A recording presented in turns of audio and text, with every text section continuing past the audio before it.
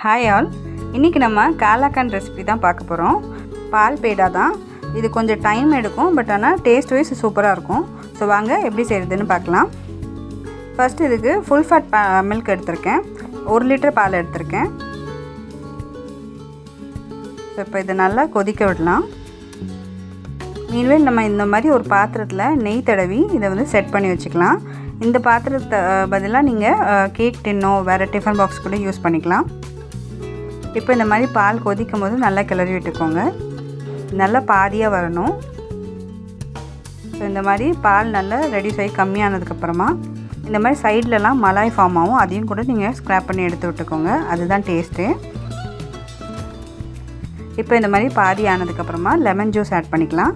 நான் 1 tablespoon lemon juice add பண்ணியிருக்கேன். ரொம்ப சேர்த்துக்க வேண்டாம். ஸோ இதை மீடியம் ஃப்ளேம்லேயே வச்சு இப்படி கலந்து விட்டுட்டே இருந்திங்கன்னா லைட்டாக இப்படி தெரிஞ்சு வரும். ரொம்ப இதாகக்கூடாது, லைட்டாக கடலைனா போதும். இந்த மாதிரி இது நம்ம நல்லா கலந்து விட்டுட்டே வரணும், இல்லைன்னா கீழே அடி பிடிக்கும். ஸோ இந்த மாதிரி நல்லா திக்கானதுக்கப்புறமா சர்க்கரை ஒரு 4 டேபிள் ஸ்பூன் சர்க்கரை சேர்த்துருக்கேன். ரொம்ப சேர்க்க வேண்டாம், ஏன்னா பால் வந்து திக்காகும் போதே கொஞ்சம் ஸ்வீட்டாக தான் இருக்கும். இந்த மாதிரி நல்லா திக்கானதுக்கப்புறமா ஏலக்காய் சேர்த்துக்கிறேன். கூடவே 1 டேபிள் ஸ்பூன் நெய் சேர்த்துக்கலாம். இப்போ நல்லா மிக்ஸ் பண்ணி விட்டுக்கலாம். இது நல்லா மிக்ஸ் பண்ண நல்லா திக்காயிட்டு வரும்.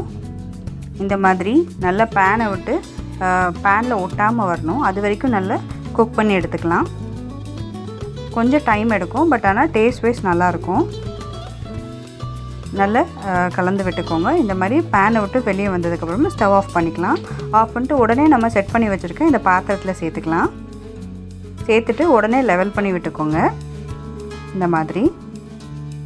இப்போ இதை வந்து நம்ம செட் ஆகிறதுக்கு ஒரு 1லேருந்து 2 மணி நேரம் டைம் கொடுக்கணும்.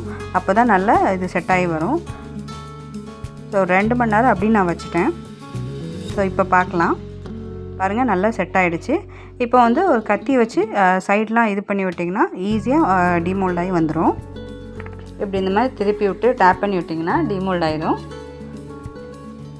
ஸோ அவ்வளோதான். பார்த்திங்கன்னா நம்மளோட டேஸ்டியான காலாக்கன் ரெடி ஆகிடுச்சு. பாருங்கள், நல்லா சாஃப்டாக இருக்குது. இந்த மாதிரி நான் ஹாஃப் மூன் ஷேப்பில் கட் பண்ணி வச்சுக்கிறேன். ஸோ அவ்வளோதான், நம்மளோட சூப்பர் டேஸ்டான காலாக்கன் ரெடி ஆகிடுச்சு. இதை இப்போ நம்ம ஸ்லைஸ் பண்ணிக்கலாம். கண்டிப்பாக நீங்களும் இதே மாதிரி ட்ரை பண்ணி பாருங்கள். அண்ட் இந்த வீடியோ உங்களுக்கு பிடிச்சிருந்துச்சுன்னா do like, share and subscribe. Thank you so much for வாட்சிங். பை பாய்.